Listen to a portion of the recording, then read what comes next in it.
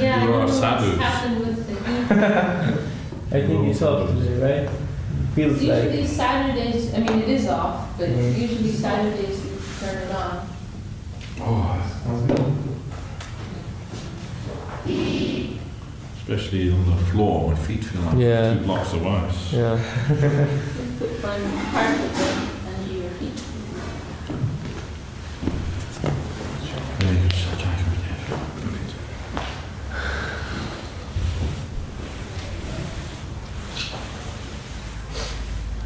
As in Russia, you probably noticed they have that underfloor heating. The temples there. Like, not just the temples, in the houses also. You know? This is one of the to-do lists. Yeah, it's a very good idea. I'd like to sing, while Prabhu's choosing, I'd like to sing Amada Jivan. You are ready now to have. Whoa, I'm already. Amada Jivan, Salabhakti Rakta, Nahi Govinda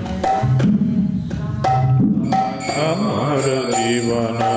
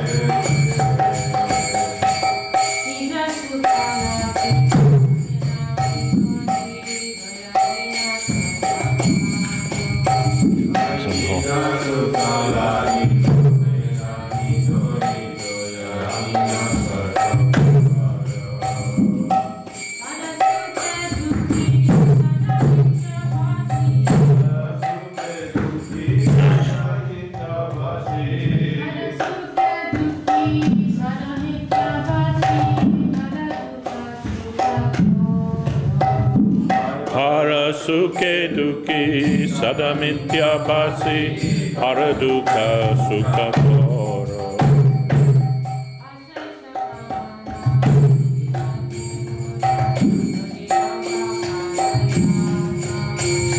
Ashesa kamana vidima mora prodidamba parayana.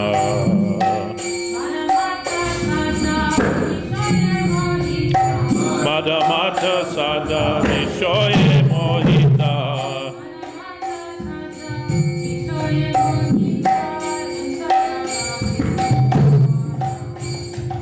Madamata sada nishoye mohita. Hingsa garva vibhushana.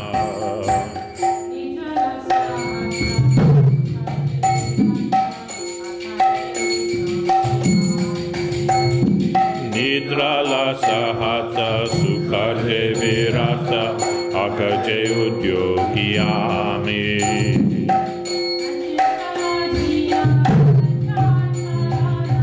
Pratisalagiya satya charana.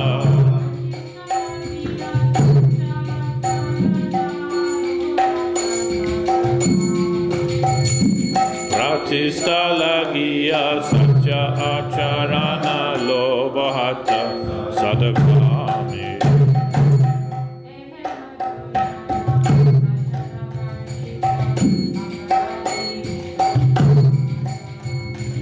Eheno sujana sajana bhajita aparadi nirantara.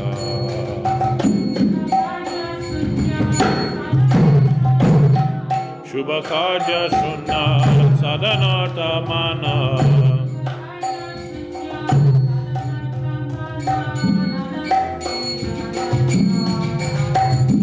Shubha karja shunya sadanarta mana. Nana duke kajanatara.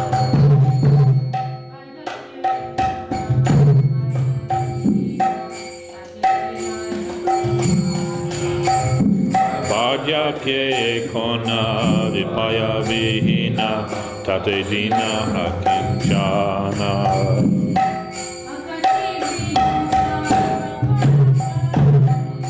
Bhakti Vinoda Prabhu Racharane.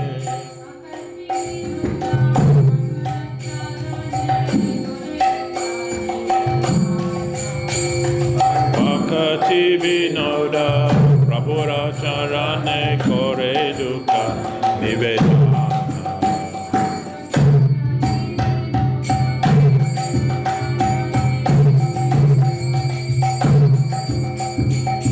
Bhakti Vinoda Prabhu Racharane Kore Dukkha Nivedana.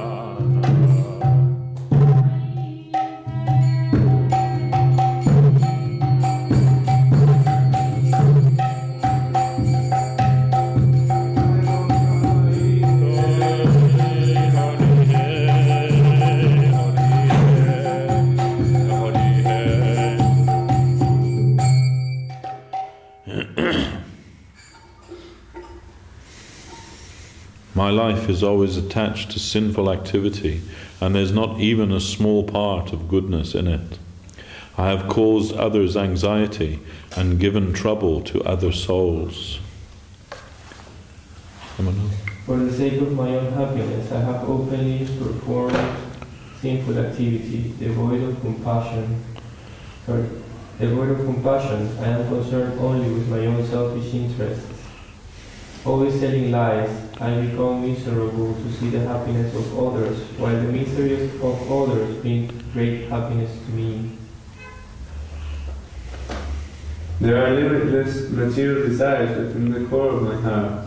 I am full of anger, attached to arrogance, intoxicated by vanity, and always bewildered by enjoying sense objects. Violence and pride are my ornaments. Ruined by laziness and sleep, I resist all pious deeds, yet am very enthusiastic to perform wicked acts. For the sake of worldly fame and reputation, I engage in the practice of deceitfulness. I am always lustful and a victim of my own greed. A vile, wicked man such as this, rejected by saintly persons, is a constant offender, devoid of auspicious works, always in the mentality of separate interest, and wasted away by various kinds of miseries.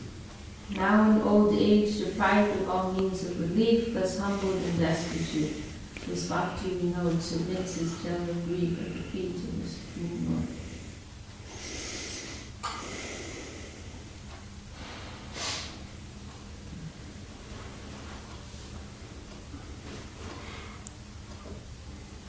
Someone will say that Bhaktivinoda Thakur wrote that song for us, but actually the truth is that he really felt that.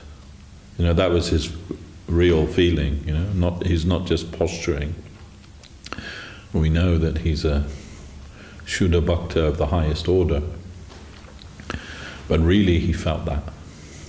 And if you think about that, that's quite incredible, an incredible thing. And from one side, but at the same time also from the other side, it's, you know, when the closer we come in connection with the divinity, with the infinite, the more you must feel that way. Naturally, you must feel that way.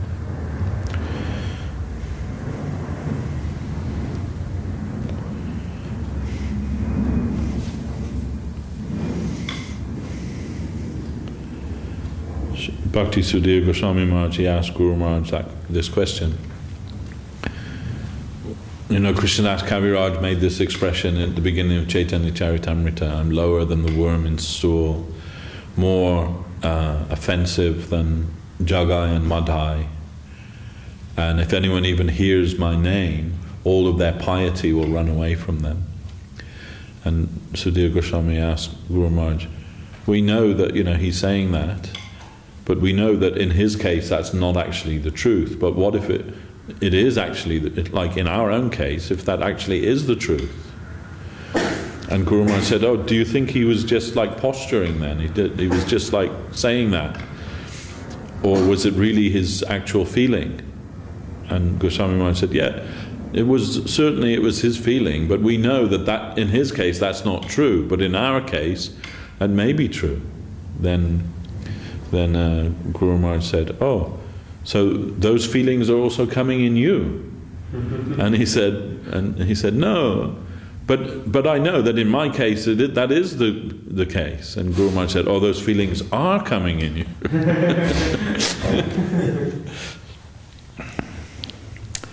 There's a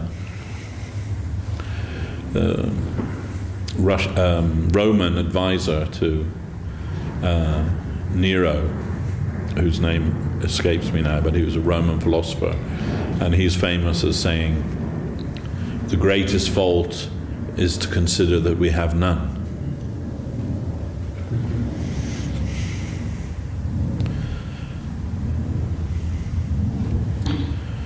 All right, what shall we sing one?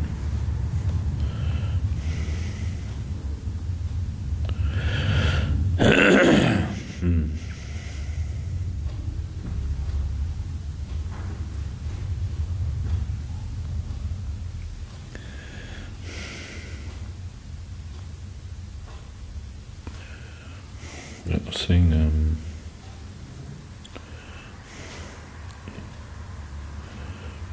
Emona Dormati, which I think is 164.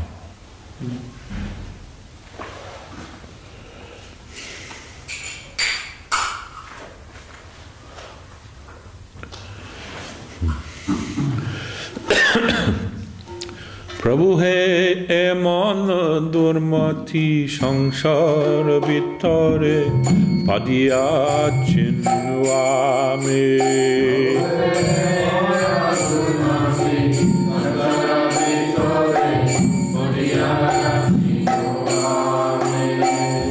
Eman durmati sangsara vitare padya chinnuame.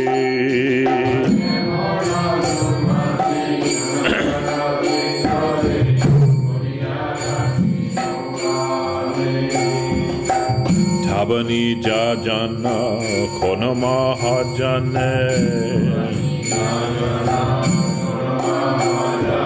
Tabani jajana toma mahajane. Kono mahajane. Pataya dile tumi.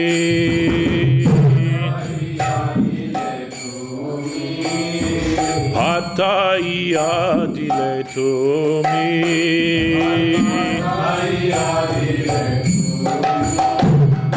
Toya kori more jita dekiya kohilo amare giya. Toya kori more jita dekiya kohilo amare giya.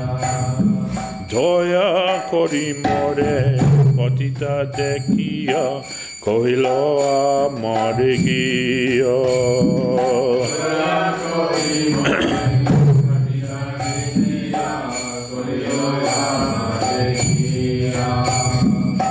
Ohe dina jan shuno balokata. Ohe dina jan shuno balokata.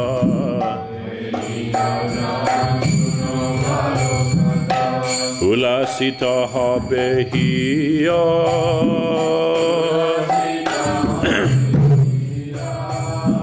Ulasita habehiya.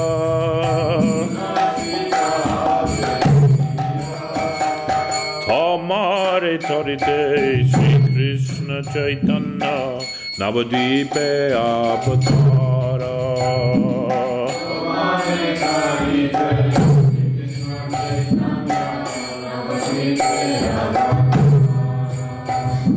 Tamare tarite Shri Krishna Chaitanya Navadvipe avatara.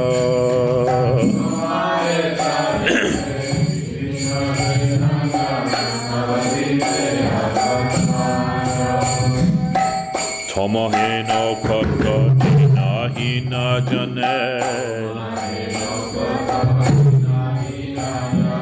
Tomaheno kata dinahina jane.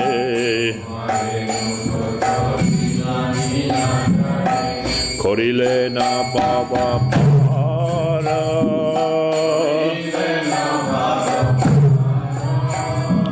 Korile na baba para.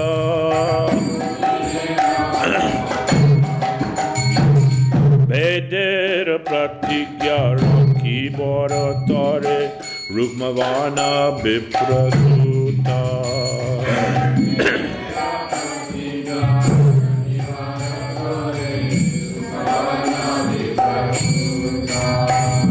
Abedera pratigya rakhi bharatare Rukmavana viprasuta.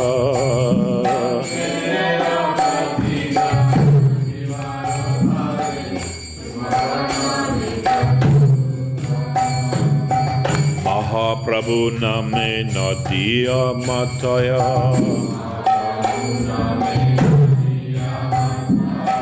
Mahaprabhu name Nadia Mataya.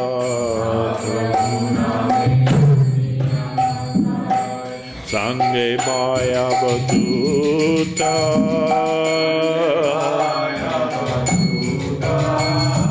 Sange Baya Batuta.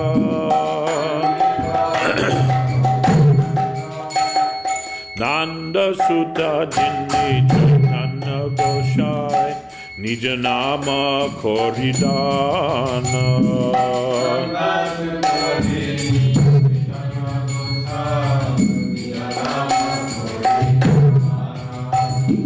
Nanda Sutta Jinni Chaitanya Goshai Nijanama Koridana.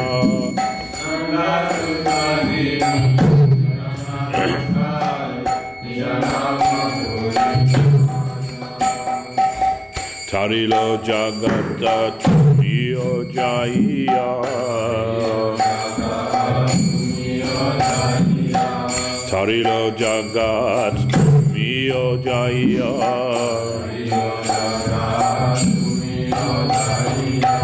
Loho Nija Paritrana.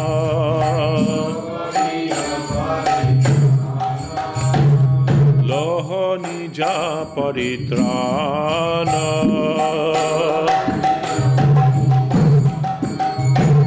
Sekato Shunya Siya Chinat Tomara Charanatale.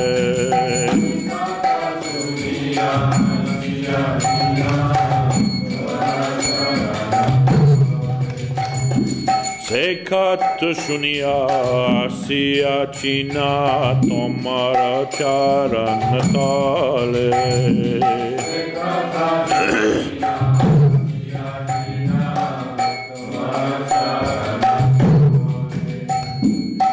Bhakti Vinoda Kandiya Kandiya. Bhakti Vinoda Kandiya Kandiya.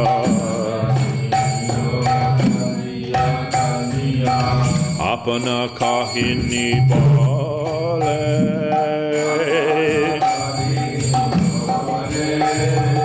Apana kahini bole.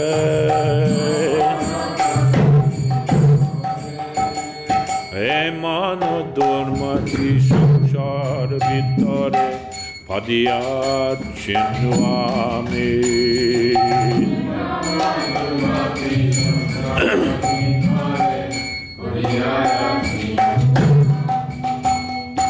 Hare Krishna, Hare Krishna, Krishna Krishna, Hare Hare.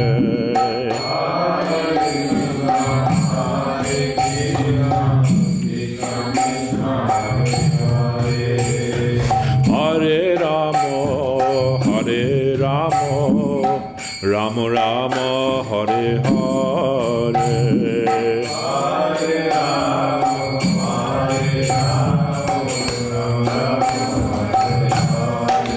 Hare Krishna, Hare Krishna, Krishna Krishna, Hare Hare.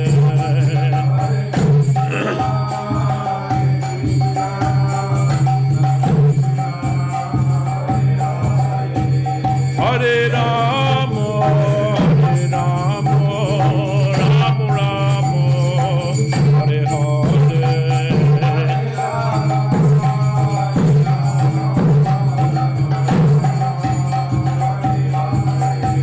Hare Krishna, Krishna Krishna, Hare Hare.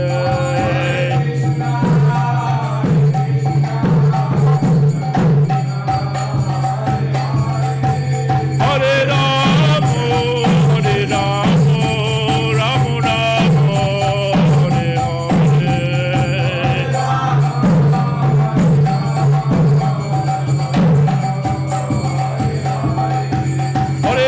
Krishna, Krishna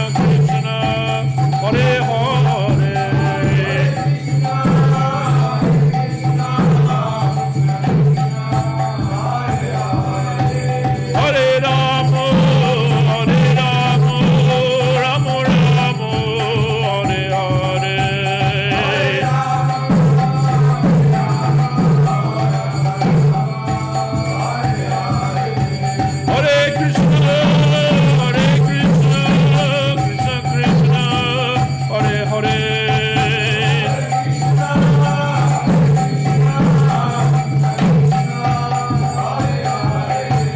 Hare Rama, Rama Rama, Hare Hare.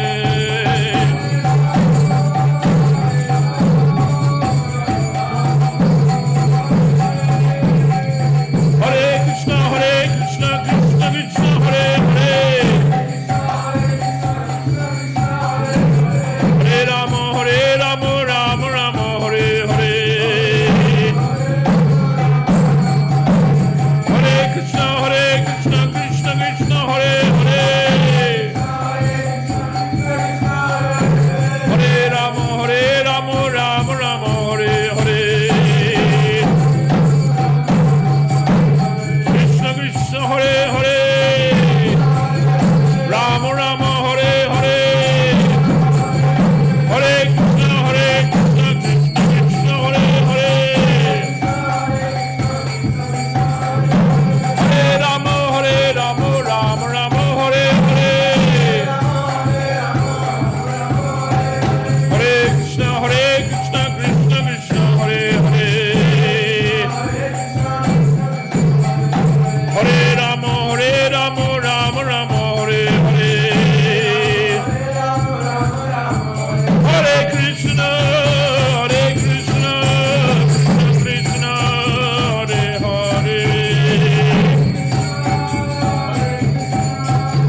Hare.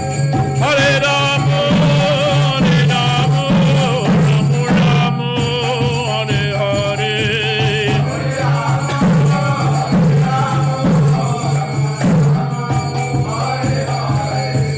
Hare Krishna, Krishna Krishna, Hare Hare.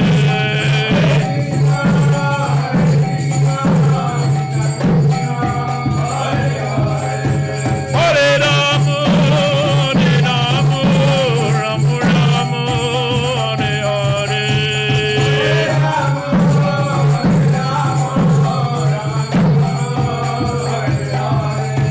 Jaya Gauranitai, Gauranitai, Gauranitai, Jaya Gauranitai.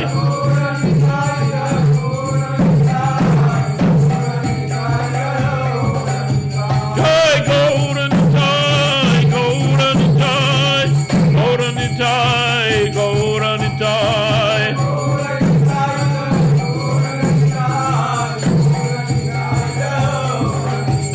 Jaya Gaura Hari, Gaura Hare, Gaura Hari, Jaya Gaura Hare.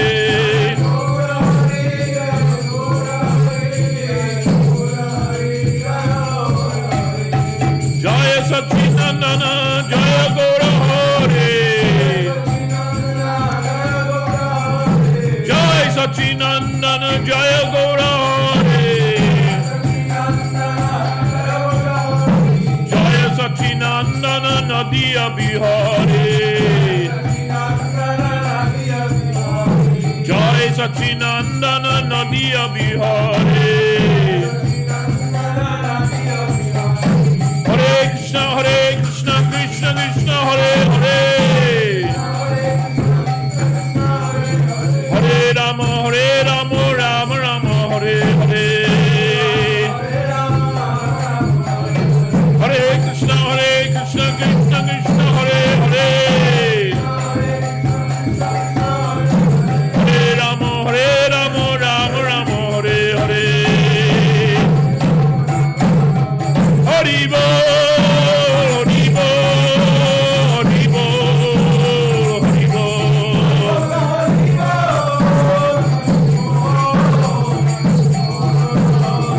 Nitai Gaura, Hari Bol, Hari Bol, Hari Bol, Hari Bol.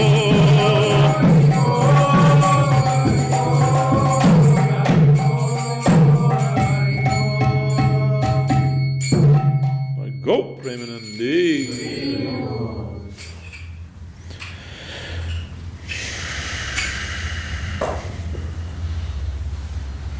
Om Jnana Timanandasya Gyananjana Shalakaya Chakuram Militam Jena Tasmai Shri Gurave Namaha. Vanchakalpatarubhyascha kripa sindhubhyevacha patitanam pavanebhyo vaishnavebhyo namo namaha. Mukam karoti vaschalam bhangam langayate girim chat kripa tamaham vande Shri Gurum dinatarnam.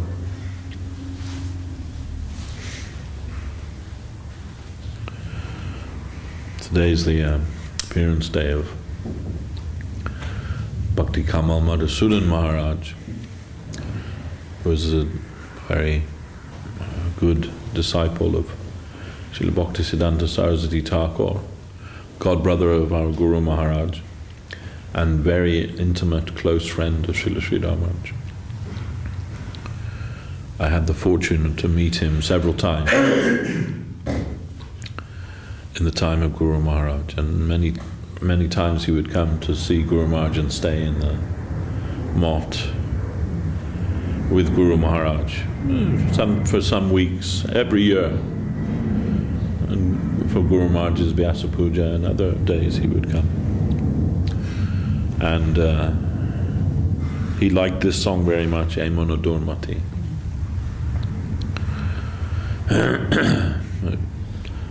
But I don't know much about him, like his life and all of those things, so I can't really tell you very much about that. But I know that Guru Maharaj was very close with him, and he with Guru Maharaj, of course. So, very great Vaishnava. So we are just remembering him today on his appearance day. So today is the title of the lecture is Truth and Beauty, the Eternal Search.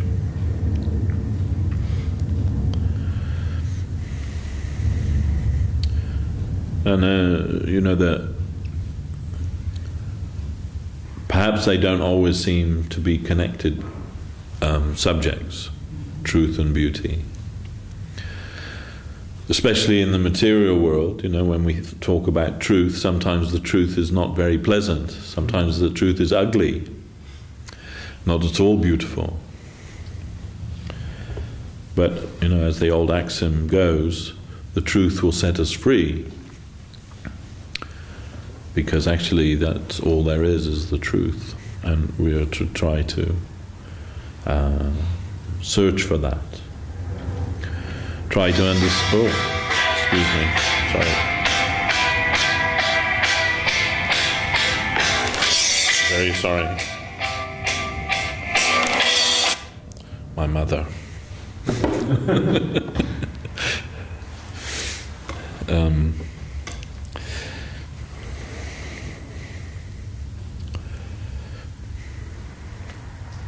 And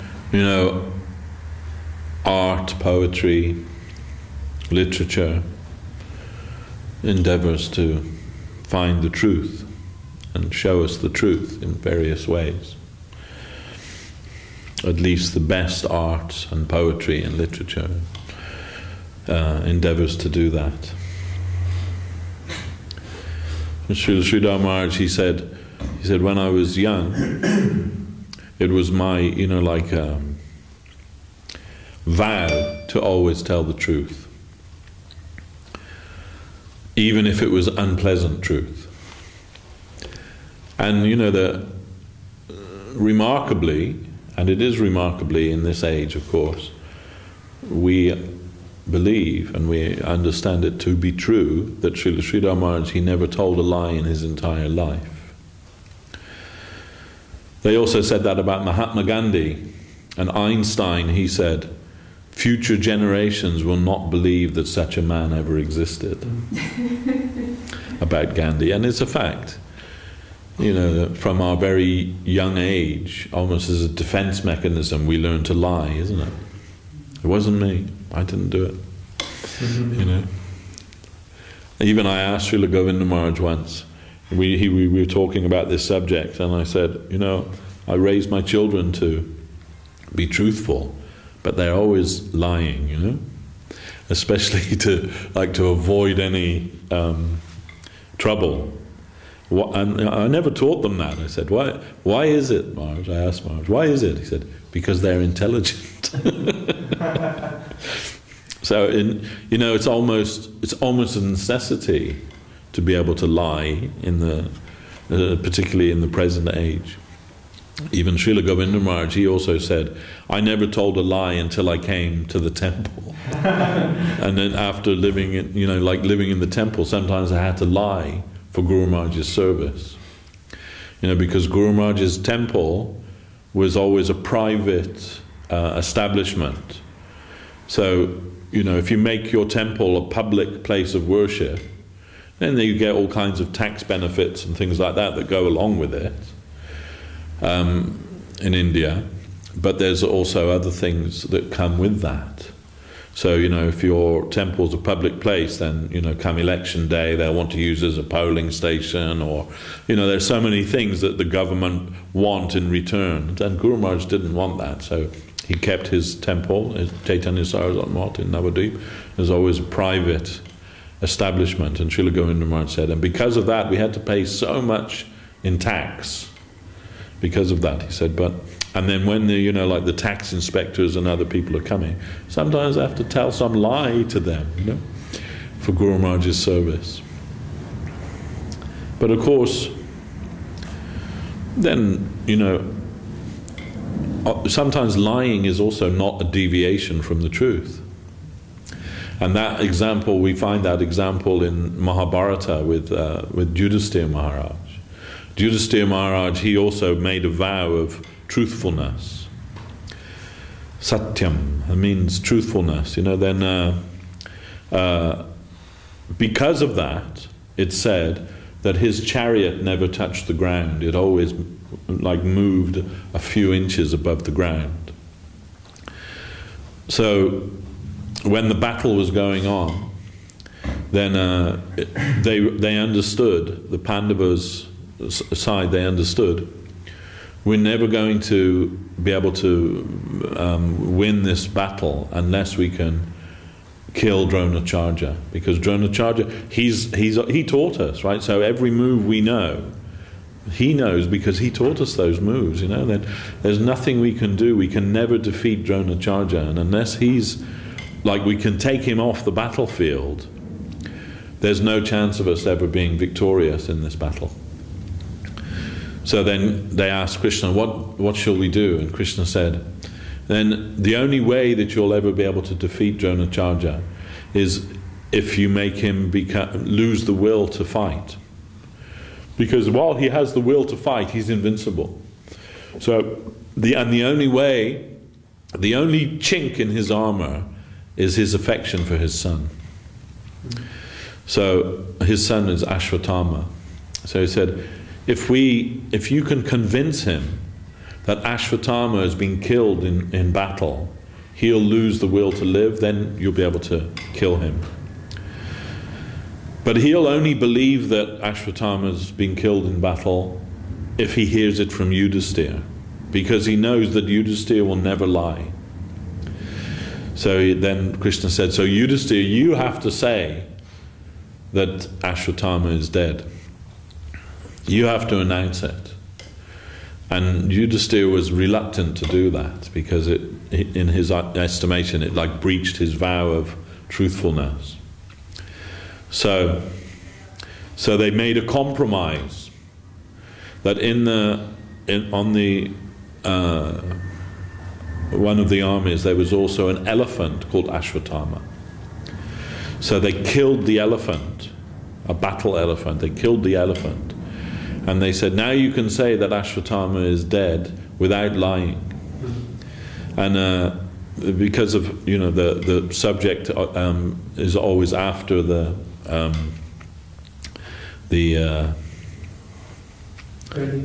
predicate in especially in like Sanskrit or whatever languages, I presume it was Sanskrit that they spoke in those days. Then in Sanskrit you would say Ashwatthama is dead, the elephant.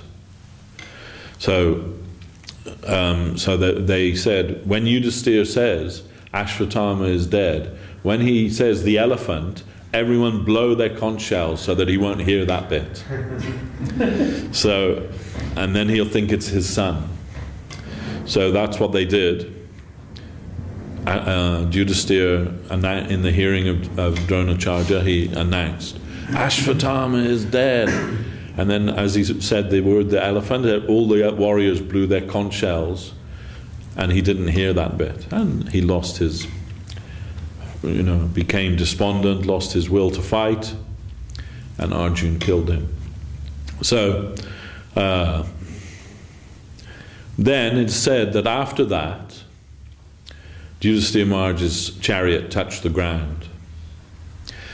And some people say, some commentators on Mahabharata, they say because he broke his vow of truthfulness. But the Vaishnava acharyas, they say the reason that his chariot touched the ground was because he was hesitant to carry out the will of Krishna. And actually the will of Krishna is the standard of truth. Because truth in this material world is always relative. What is true for you may be not, untrue for somebody else. It's always dependent on so many other things. So there's no absolute truth in the material world. All truth is relative here, relative to something else. And what's true today may not be true tomorrow. And what's untrue today may become true tomorrow also. So, what is real truth? Then Guru Maharaj said, as a boy, I'm avowedly truthful, I'm always telling the truth. He said, but then I read in the scripture that it says you should only speak the truth if it's pleasing to hear. And Guru Maharaj said, I couldn't accommodate that. He said, I thought, no, you should tell the truth even if it's unpleasant to hear. Said, but because it said that in the scripture, then I had to adjust my thinking to accommodate that. So Guru Maharaj said, so it should be, truth should be spoken, which is pleasant and also beneficial to the hearer. If it is no benefit to the hearer, then why say anything? Better to remain silent. So this way, some adjustment to that. But often, in the material world, when we think of truth, we don't always think of that as being a very pleasant thing necessarily. And in fact, in many cases, it's not a pleasant thing to tell the truth about something. Sometimes a lie is more palatable to us than the truth. I think it was maybe Mark Twain, the American author, who said, it's easier to convince somebody of a lie than to convince somebody that they've been lied to. Because we like to be lied to, We like to hear something if it's pleasing to us, even if it's not the truth. We know that, right? Oh, you're the best, you're the most handsome, you're the most, greatest person. We love that flattery. But it is not really beneficial to us, because all it does is involves us in a web of falsehood. What a tangled web we weave when first we practice to deceive. So,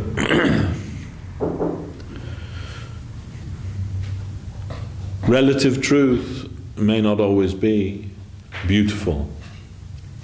But what if it was, the search for truth and the search for beauty, in poetry, in art, in music, in literature, these themes are always there. We find them always to be there, but not always in conjunction with one another.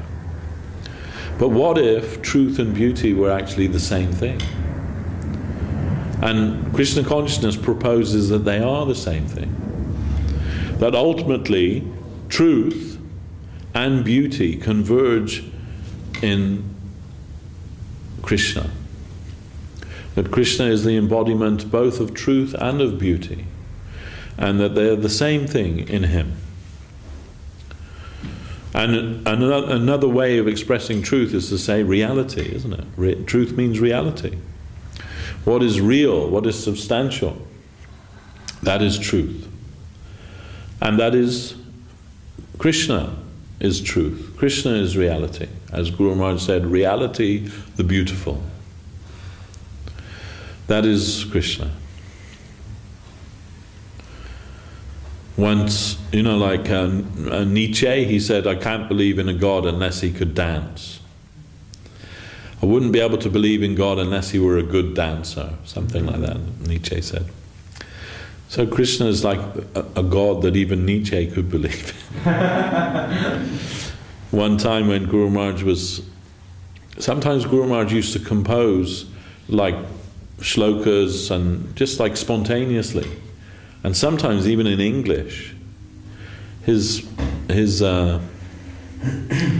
secretary his name was Badrinayan Prabhu, and his wife her name was Anuradha, and she told me that when Guru Maharaj was taking his bath in the morning, she would clean his room, and she could hear him in the bath, and sometimes she's taking his bath, and sometimes she could hear through the door he would like spontaneously start composing songs in English about Mahaprabhu or Krishna and sing those. I say, I should record that.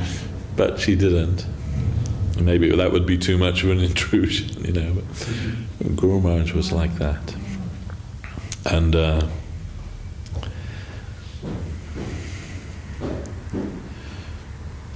what was the point I wanted to make? Can't remember now. Reality, the beautiful.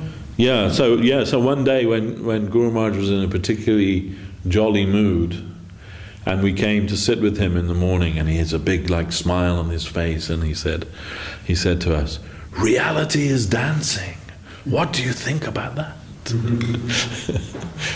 We were like, yes, Maharaj. If you say so. And the Guru Maharaj would express that, that beauty is expressed by dancing.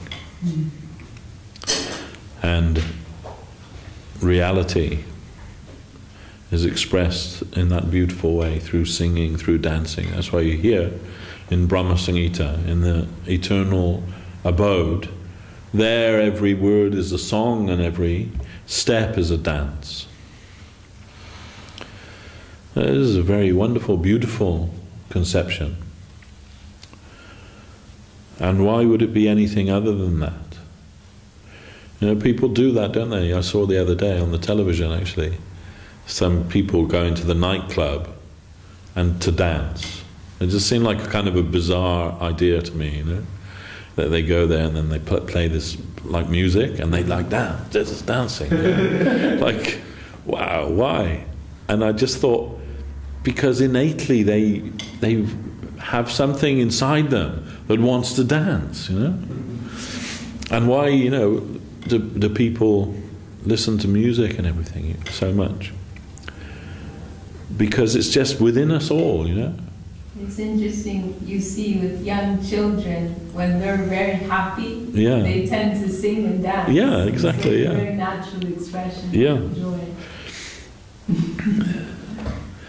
And it seemed like a terrible, you know, on the film they were showing, you know, in the nightclub, it seemed like a terrible kind of perverted reflection of reality, you know. But there they are, they're all dancing, you know, and like trying to express their enjoying spirit in that way.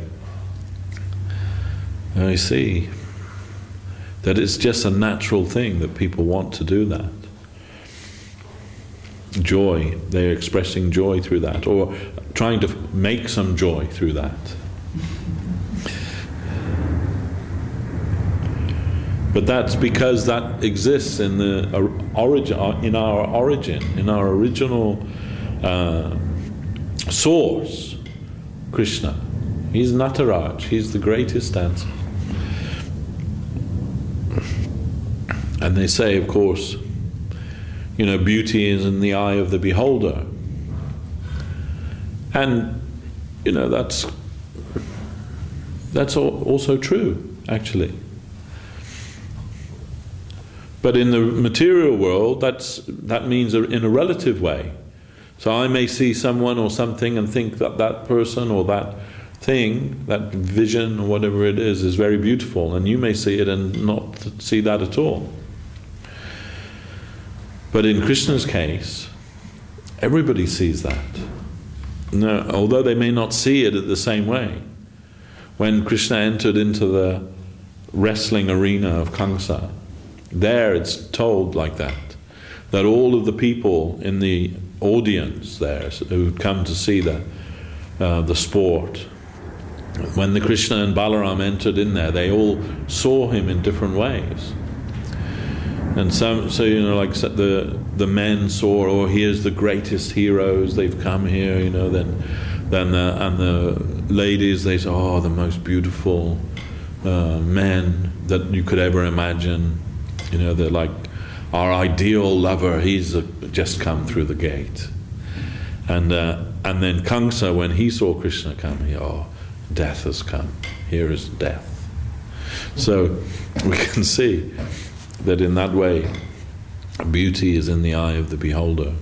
According to our consciousness, we perceive beauty in a particular way, but absolute beauty, that is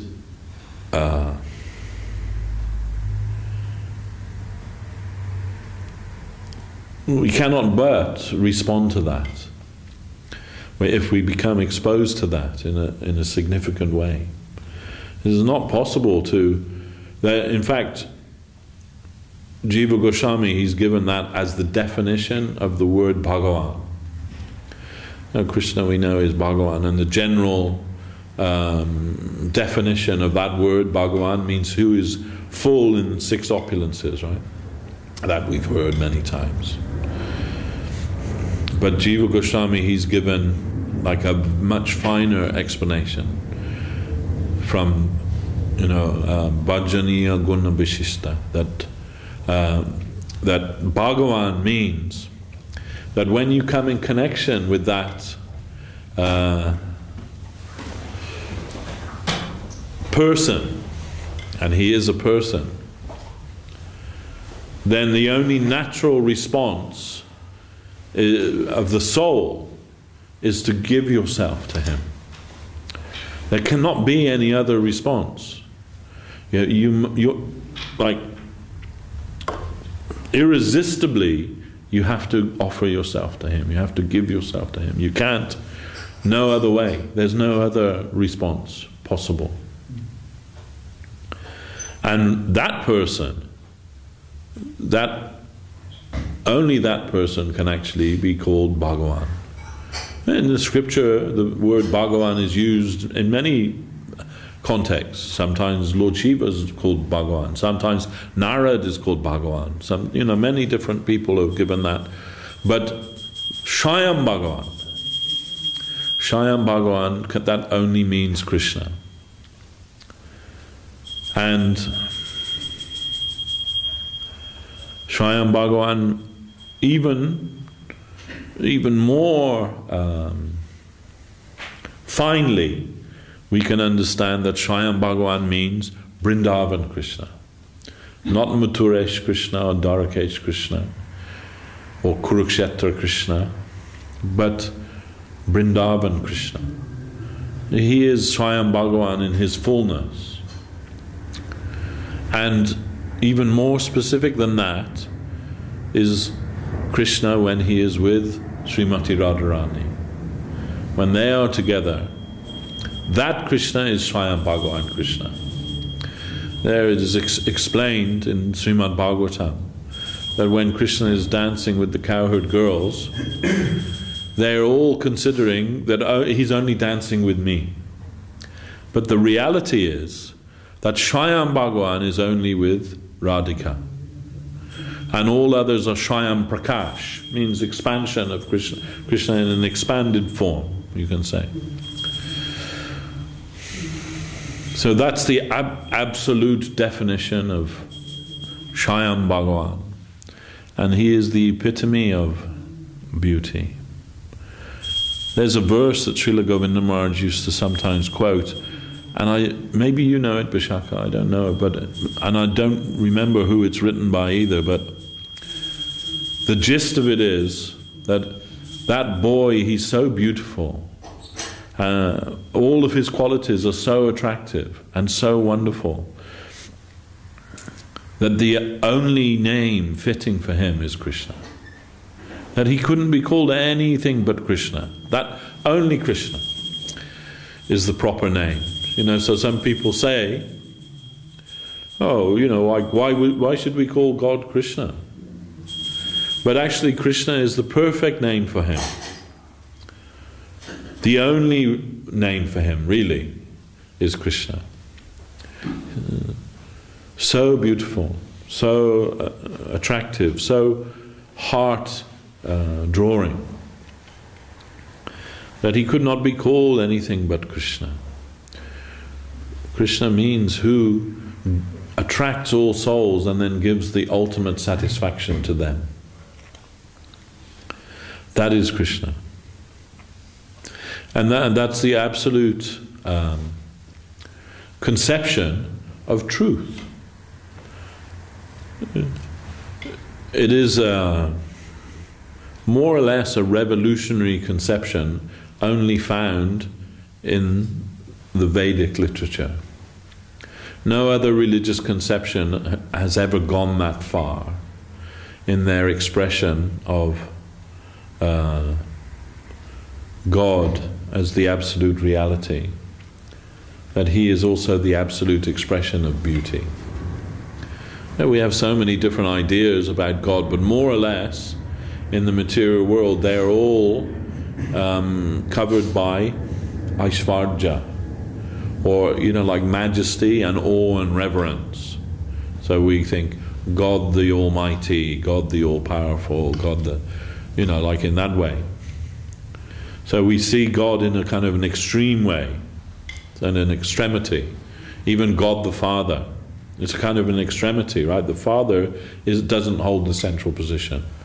The Father is always providing shelter and things for the children.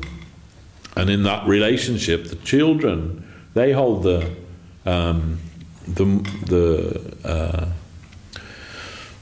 more relevant position. And so we see that we relate to God in that way. God the Father, oh Lord, give us today our daily bread, and so many things. We're relying on him to provide for us, to protect us, to all of these things. And that's not wrong, that's perfectly right. But in the Vedic conception, those ideas are there also, but in particularly in Srimad Bhagavatam, there we understand God the Son. So, from the point of view of rasa, not like God the Son as like Lord Jesus or something like that, the Son of God, but it means God as the Son. and S-O-N, not S-U-N, the sun. The sun holding the medium or the middle position, not the extremity. We seem to be more, comfortable with extremities. The greatest, the highest, the most powerful, like the extreme of that. Or, smaller than the atom is existing everywhere. So these are kind of both extreme views. But when we try to see what is the medium expression of reality, of truth, there we find that Krishna fulfills that. That he is the central, with God as the center of everything. Sometimes I say that. I've noticed this, that one religious organization, they have this magazine, The Watchtower or something it's called, And then often on the cover of that you'll see like a family in paradise. Like beautiful scenery, lots of fruit, and they're running together, holding hands, and like they're in paradise. And that's their idea, right, of heaven or the spiritual world, that you live with your family forever, eternally, everyone's happy, everything's great there. But like conspicuous by his absence in the picture, God's not there. He's not even in the picture. He's like in the background, providing all of that loveliness for them. But our idea, or the conception of Srimad Bhagavatam, is that he's right there in the middle of everything, and he's the object of everybody's devotion. And it's not like we devote ourselves to God until we reach paradise, and then we just live eternally in paradise with everything we could ever want. And maybe now and again we give thanks to God, for that. But rather, the spiritual reality means where he is always the center. And every other living being, you can say, in that eternal realm, they're all 100% dedicated to his satisfaction. So this is, both ontologically and philosophically, the most sound expression of truth that's ever been expressed in the world. As we know, Guru Maharaj was fond of the German philosopher Hegel, and Hegel said, if God exists, he must have two characteristics or qualifications, that he must be for himself and by himself. Now that means for himself means that he only exists to fulfill his purpose, no other person's purpose, no second person's purpose. Otherwise that person would hold the supreme position. So for himself and by himself, that doesn't mean like alone, but it means none to rival him. Not like any dualistic idea of God and Satan like we have, in the Christian and Jewish and Islamic religions. They see that there are these two powers. There's God, who's all good, and Satan, who's all evil. And that if one day Satan gets enough followers he can throw God out of heaven and reign in darkness forever, They kind of have this idea. But that's dualism, That's not real.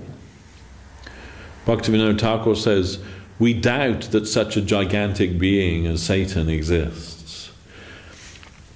But even if he does exist, he's also under the law of God, under the rule of God. He's not independent. Not possible. There's no one to rival him. He might think he is. Like Ravan, like Kamsa, like Hiranyakashipu, like Hiranyaksha, like all of the great demons. They all think that they can rival God. But we know that that's foolishness. So he exists by himself. no one to rival him. For himself and by himself. And Krishna fits that profile. Krishna exists to fulfill his own purpose. Guru Maharaj told us that, about the Mughal king in India, Akbar. So Akbar was a Mughal Muslim king, but he ruled India.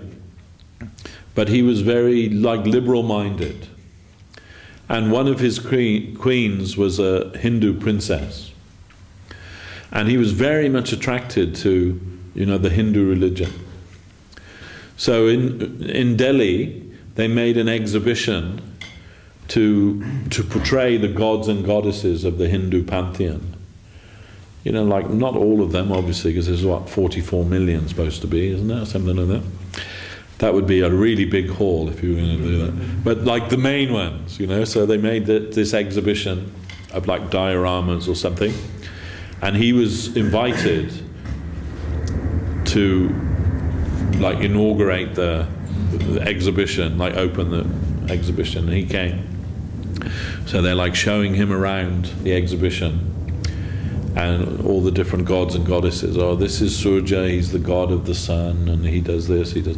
This is Indra, he's in control of the weather, and of these. So, and one by one they're coming, and then finally they come to the Krishna exhibition, and there's Krishna, playing his flute, surrounded by cows and cowherd boys and so on, and then Akbar says, "So who is this?" He said, "This is Krishna."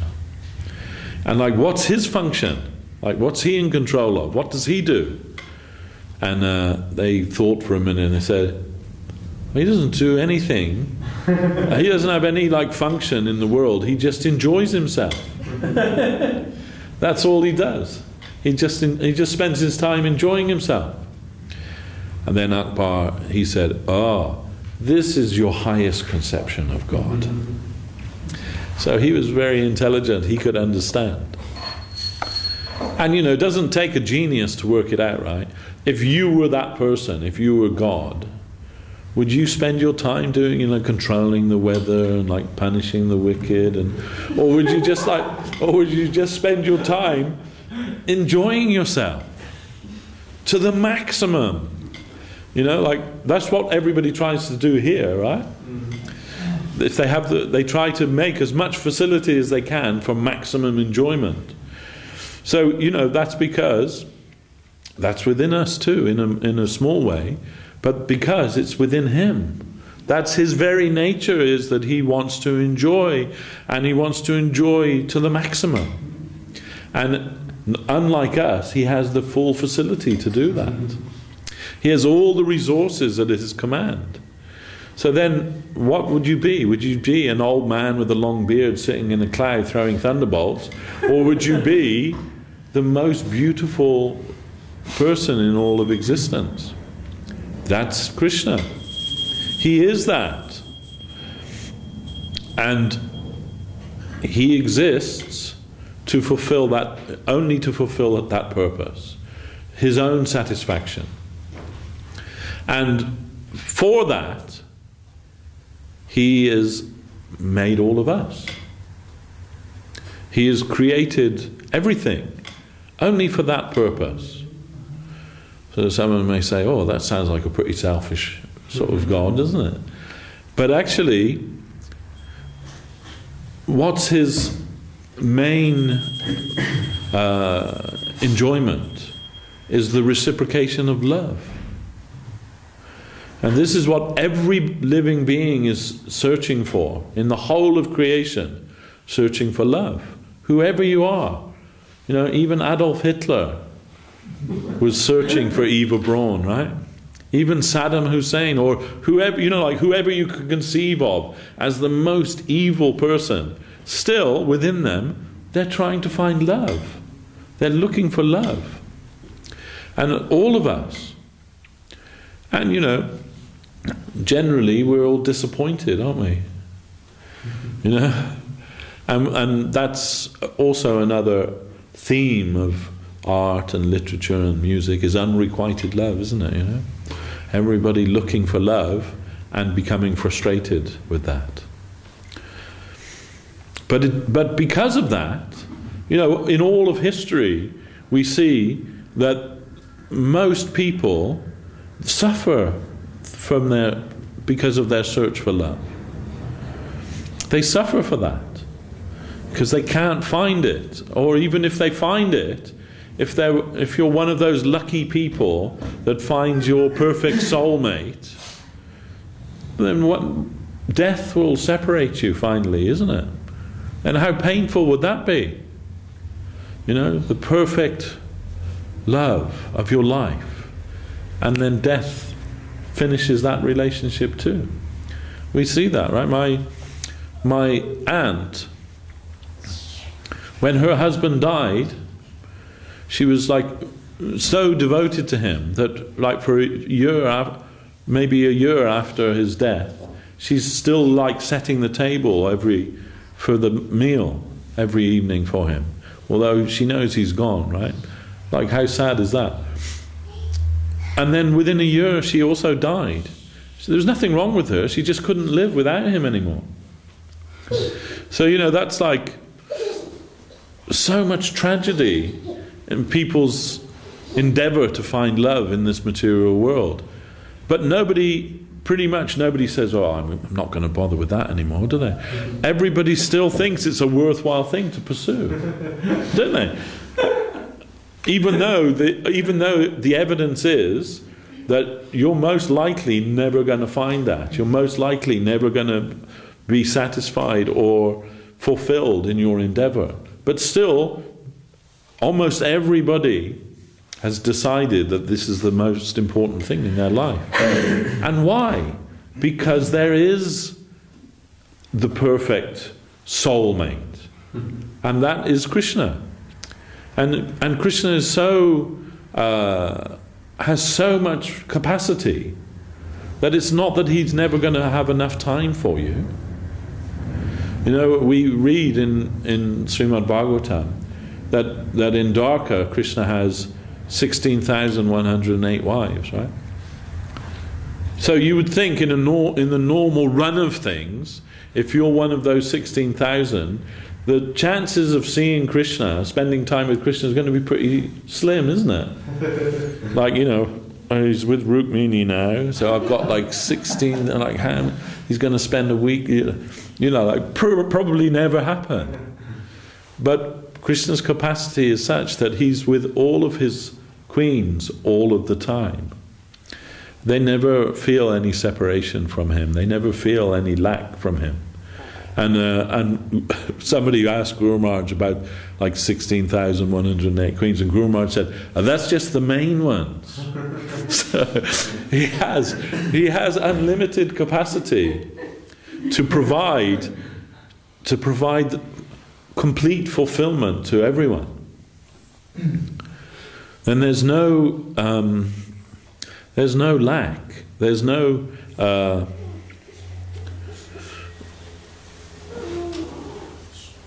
nothing that he has to compensate for.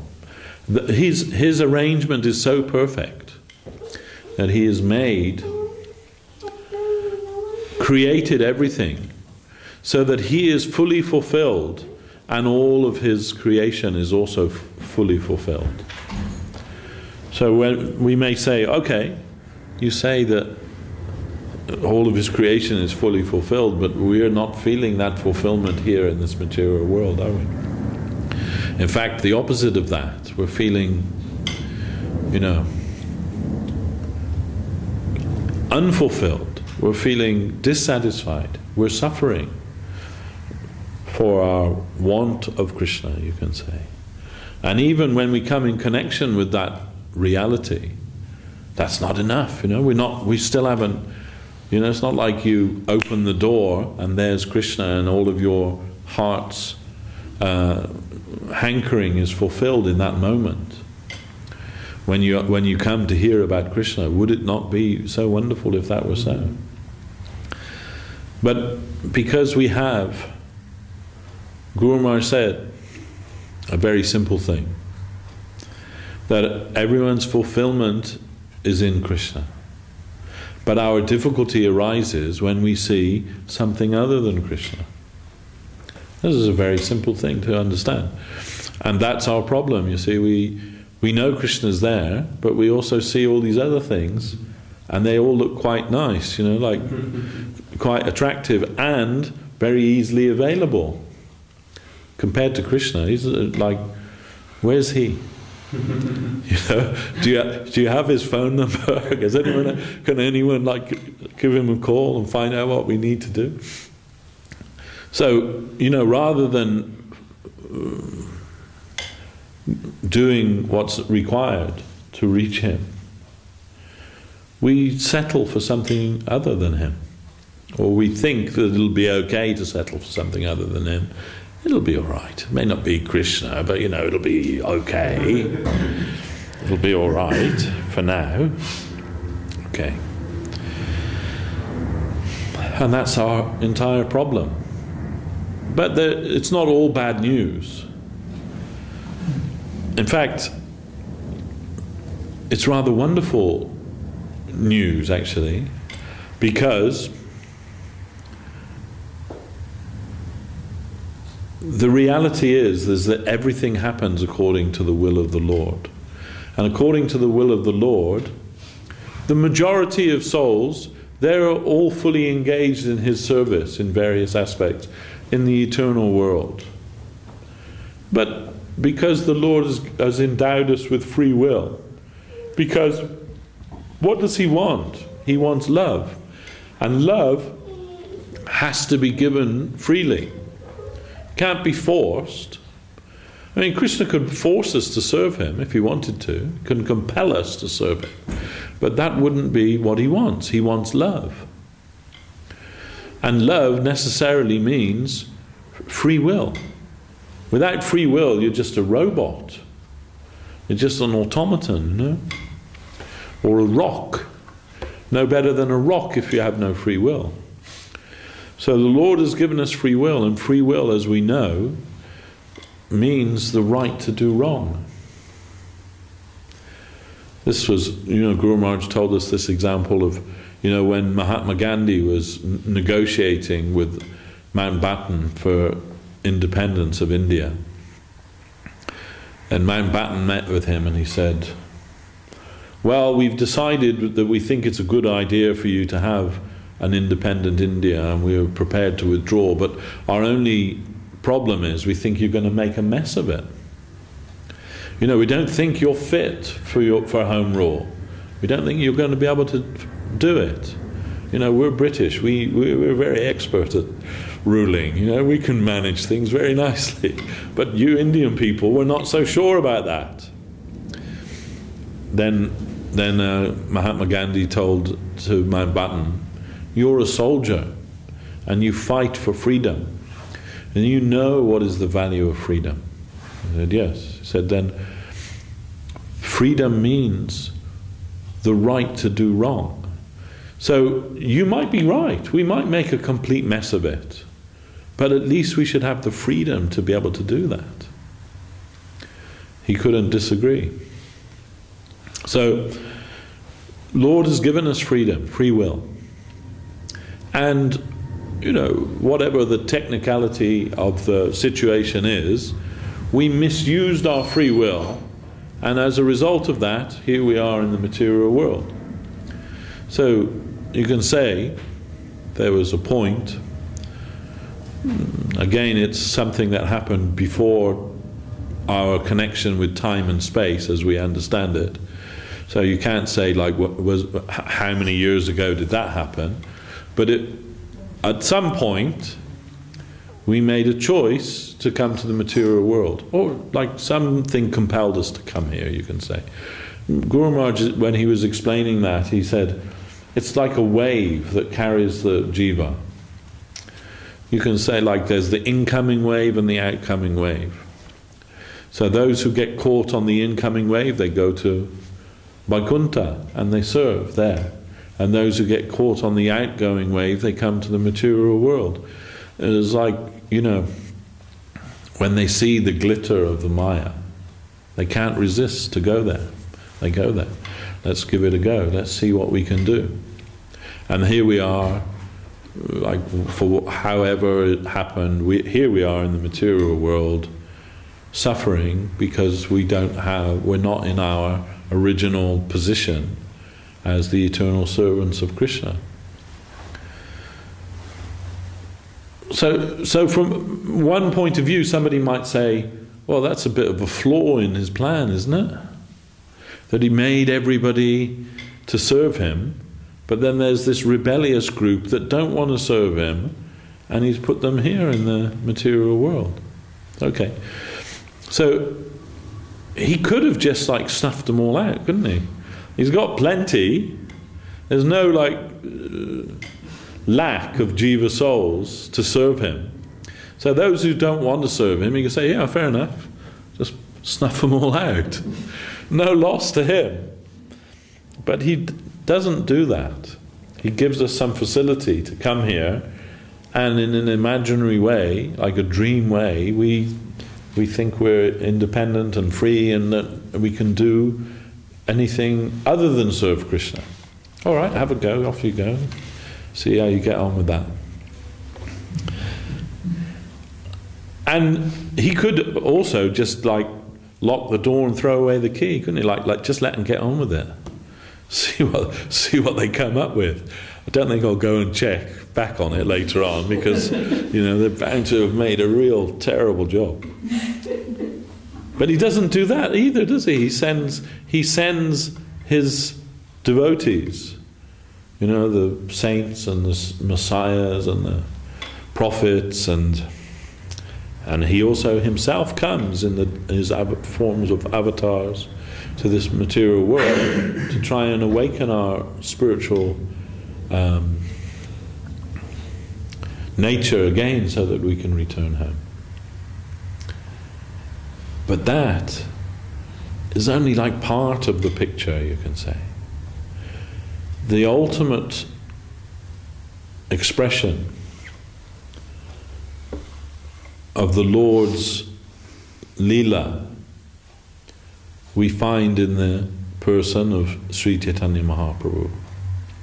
He is Krishna himself combined with the magnanimous heart of Srimati Radharani. And in Guru Maharaj's words, he's engaged in the loving search for his lost servants. So, this combined form of Radha and Krishna as Sri Chaitanya Mahaprabhu, he is considered to be the avatari. Not just an avatar of Krishna in the Kali Yuga, but the avatari.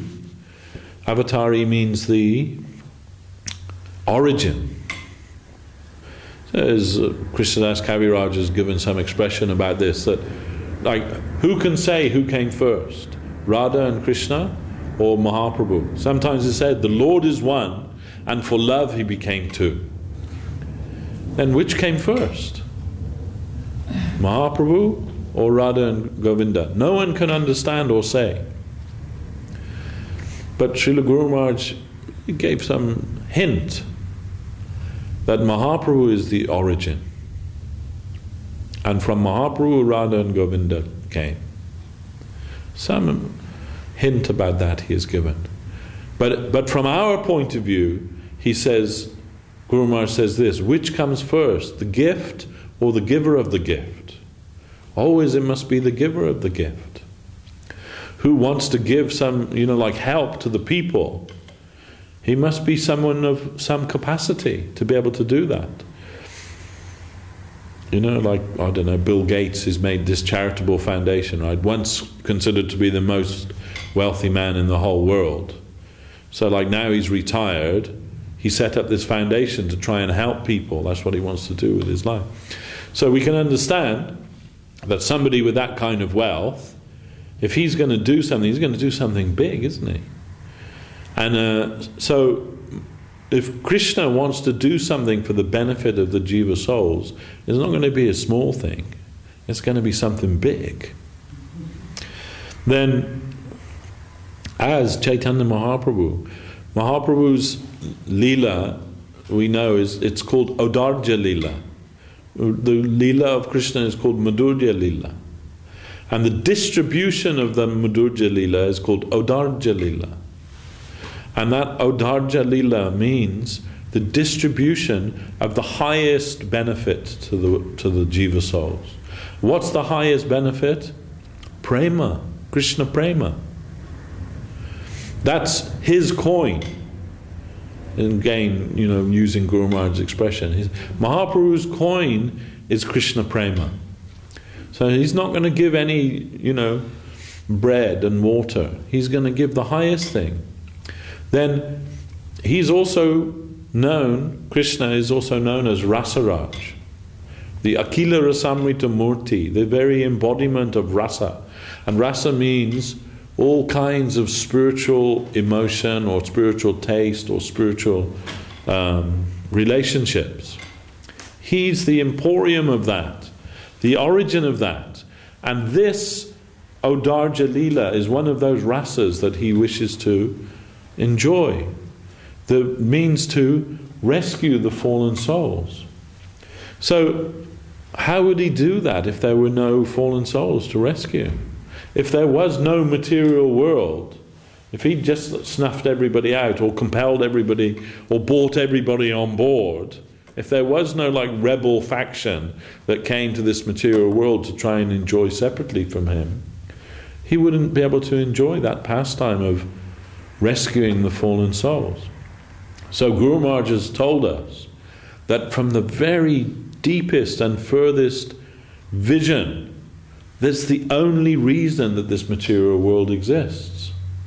It's not just the prison house, the Durga, for loading off all the criminals. It has that function, but that's not its prime function. Its prime function is to facilitate the Leela of Chaitanya Mahaprabhu of rescuing the fallen souls. So that's the good news. We may be here suffering, but that's only a short-term thing. The ultimate reality, the ultimate truth is that Chaitanya Mahaprabhu has come to this material world to rescue everybody, to exalt the most fallen to the highest position. Beyond Vaikuntha, the residents of Vaikuntha, they haven't got it this good, because they're not going to receive that Krishna Prema that Mahaprabhu has come to bestow on the fallen souls of this material world. They're all going to get that. Everyone. Guru Maharaj said that Mahaprabhu's very purpose is to rescue the fallen souls. And that's also part of his eternal play. It's not just a temporary thing, it's eternal. So, then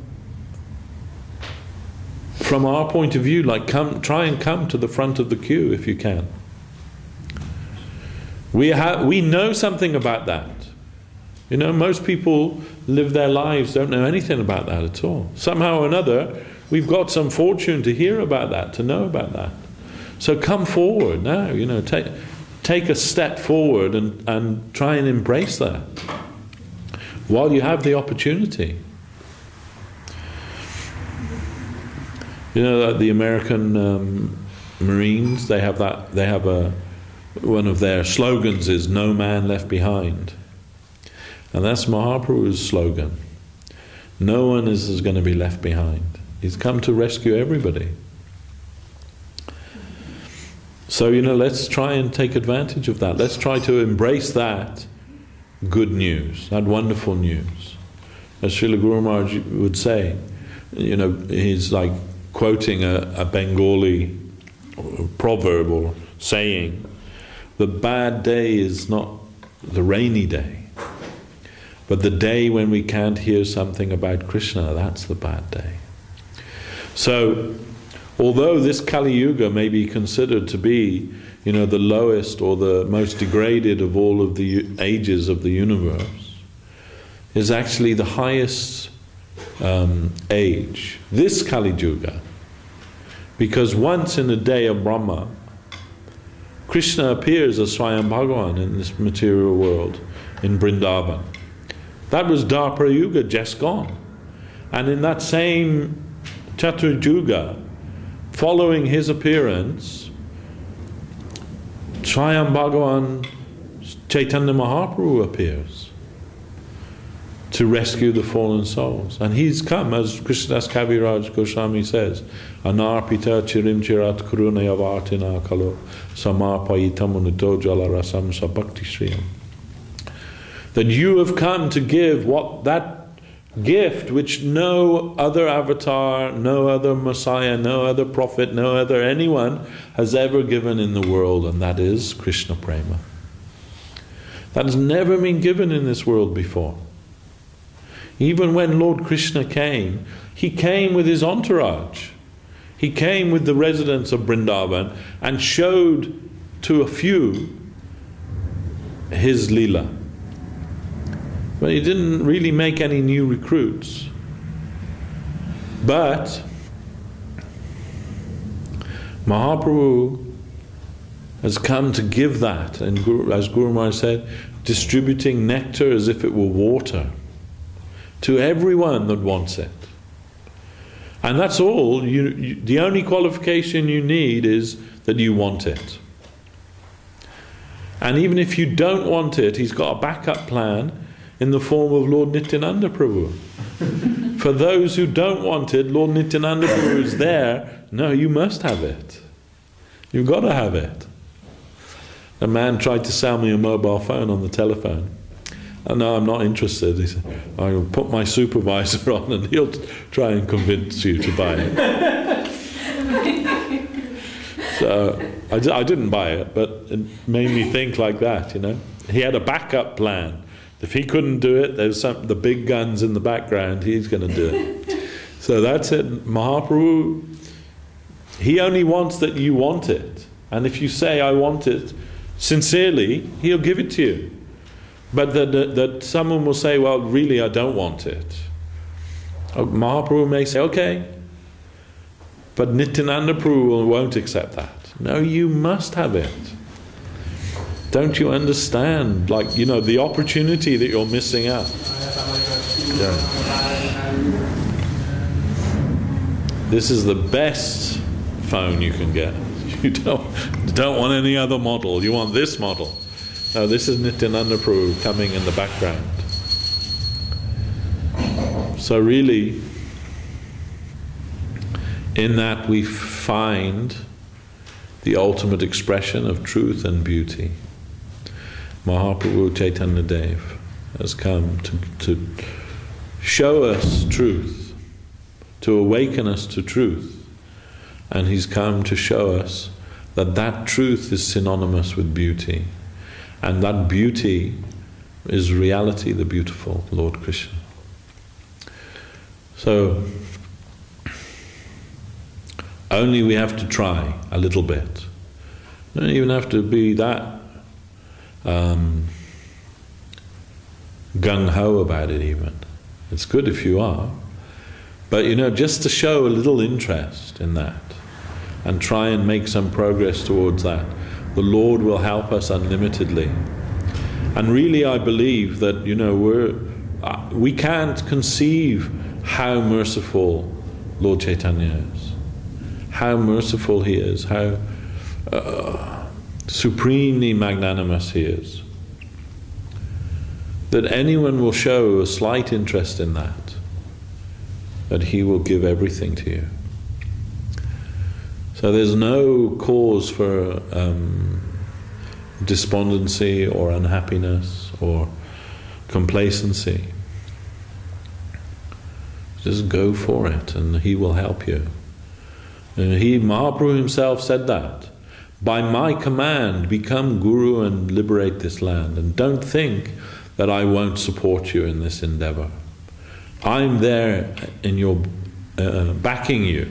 And in your endeavor to do this, you'll find me there. This is his word, his promise. Everyone, try to do that. Try to try to practice Krishna consciousness and try and give that to others also. And if you can do that, you'll find Mahaprabhu is there with you, supporting you and bringing you to the lotus feet of Krishna. This is our faith, and this is what we have learned from Guru Maharaj and the devotees. So now we got to stop, 5 minutes over. We can stop and we can do Sankirtan to the Lord of Sankirtan. Chaitanya Dev Mahaprabhu has graciously manifested himself here in his house. He will mercifully give that gift to us also. Don't think that you won't get it. You must get it. Everyone must get it, because it is his will. Jai Om Vishnupad Srila Bhakti Sundar Govinda Dev Goswami Maharaj Ki Jai. Srila Bhakti Rakshida Dev Goswami Maharaj Ki Jai. Vaishnava Vrinda Ki Jai. Harinam Sankirtan Ki Jai. Nitai Gaura Premanandi.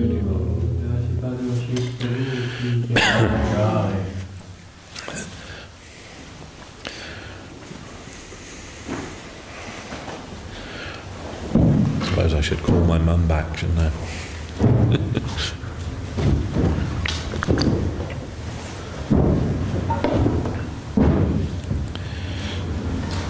Oh yeah.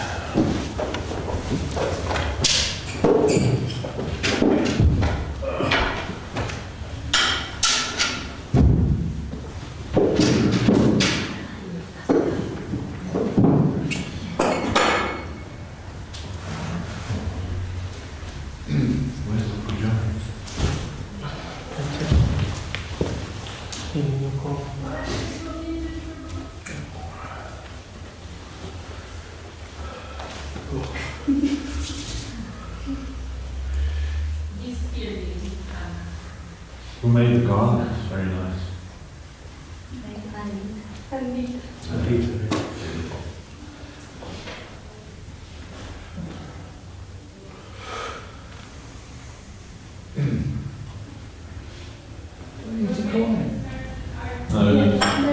Vishaka was full of it.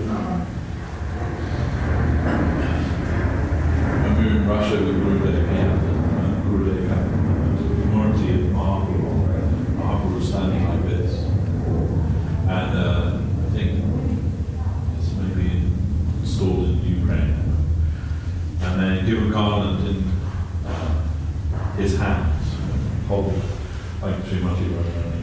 And Gurudev was looking at him, and he said, turned to us and he said, "Who will take this garland of Krishna Prema that Mahaprabhu is offering to us?" Nobody came forward.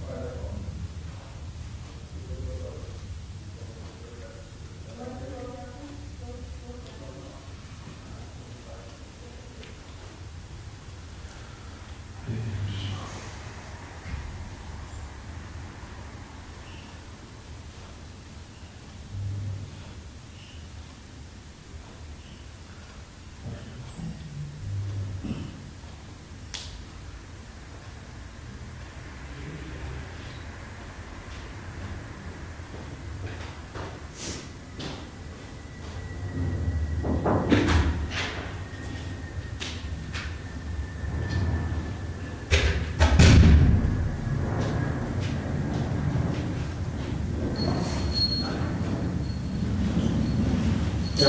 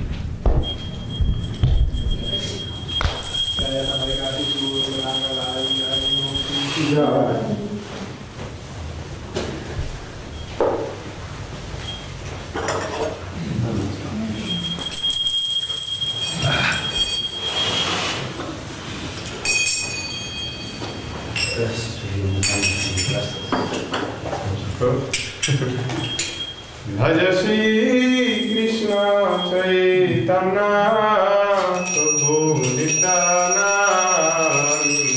Bhaja Shri Krishna Chaitanya Prabhu